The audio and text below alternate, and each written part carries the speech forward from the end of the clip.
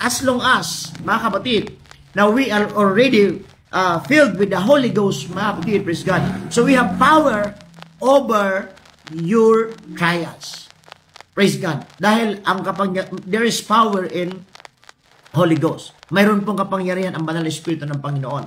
Praise God. Pwede siyang palaguin yung church. Pwedeng pagtibayin yung church. Pwedeng pagkaisahin ang church, mga kapatid, sa magitan po ng banal na Espiritu ng ating Panginoon. Kaya never underestimate the power of revival sa buhay ng bawat isa sa ating mga kapatid. Because revival has a power to change us, to give us strength, mga kapatid. Di ba iwasan tayo as a Christian, makaranas tayo, mga kapatid, ng tinatawag backsliding heart.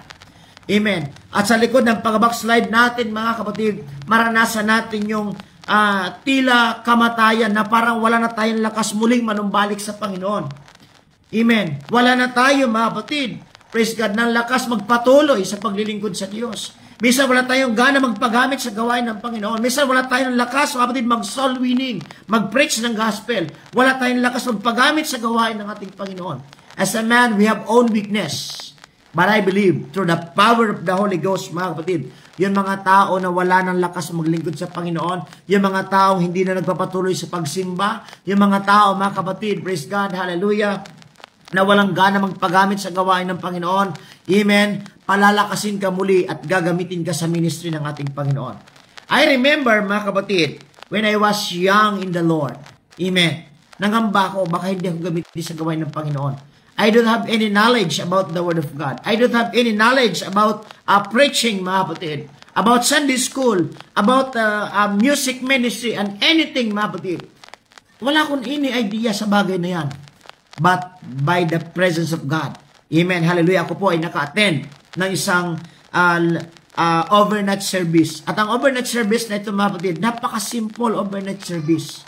Sabihin ko sa inyo, mga kapatid, yung church nila, ano lang yon, ano natinan ko na yon. Parang butas-butas lang na bahay, mga kapatid.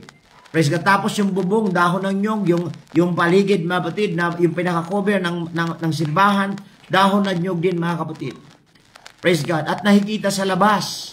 Pero sabihin ko sa inyo, kahit gaano man kahina yung church, kahit tingnan natin, mga kapatid, parang ang dating ay napaka-simple lang talaga. Pero mayroon pong pagkilos ng Espiritu ng Panginoon. Nagkaroon po ng great revival. Hallelujah. Lahat sila, mapatid, nagsilita ng iba't ibang wika. Ako po ay nagigitara the time. Habang po kayo nagigitara, mapatid, I feel the presence of God. Nakita ko ng parang isang liwanag, isang araw, mga kapatid, na lumiliwanag sa akin ng madaling araw. Praise God. Yung oras ng pagsilak ng araw, nakikita ko at parang ako lang mag-isa sa gitna noon. Then sabi ko, nung naranasan ko presensya ng Panginoon, sabi ko, Lord, hallelujah, I want more of you. Gusto ko pa magpagamit sa gawain mo, Panginoon.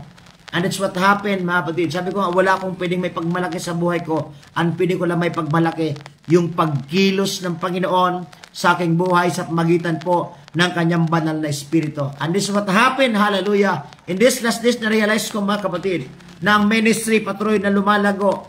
Praise God. Marami man mga pagsubok, marami mga problema na pinagdadaanan sa buhay, mga kapatid. Maraming kulang para sa akin kung mamasdan ko yung loob ng church. Hallelujah.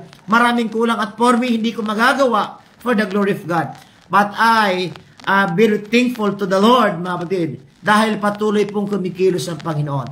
Amen. At this is what my word today, my encouragement to every one of us, na mawalan tayo huwag tayo mawalan ng pag-asa. Praise God. Yes, mahina tayo bilang tao, mga kapatid, sa ministry, naranasan po yan ng mga apostoles, yung kanilang kahinaan, yung kanilang weakness. Amen. But, after that, the Holy Ghost, sabi ng Bible, is come upon you.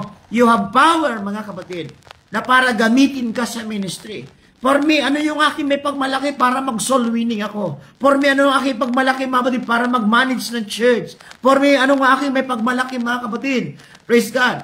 Para po na may maintain, hallelujah, yung church. But, by the grace of God, nandoon yung pagkilos ng ating Panginoon sa magitan po ng great revival sa buhay ko. Praise God. So, every one of us, we need revival.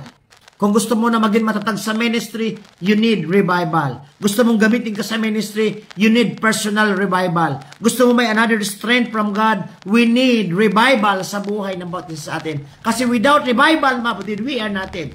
Nag-spread yung church because of revival. Amen. Patuloy na ginaganahan, na ginagamit sa gawain, mga kapatid, ang mga apostoles because of revival. At ito po ang kailangan natin sa panahon natin. Kailangan natin ang revival. We need another strength from God, mga kapatid. Kaya kung gusto natin ng revival, lumuhod tayo sa Panginoon. Amen. Maghintay tayo sa tamang panahon. Kung gusto magpagamit sa Panginoon, kailangan tayo magpakapuspos ng Banal na Espiritu. Pero I believe sa pagkilos ng ating Panginoon. Amen. Hallelujah. You have another strength. You have another knowledge. Banal na Espiritu ng Panginoon. Ito po, mga kapatid, ang nagbibigay sa atin ng lakas para tayo po ay maging matibay at makapanatili tayo sa likod ng mga hamon ng buhay natin.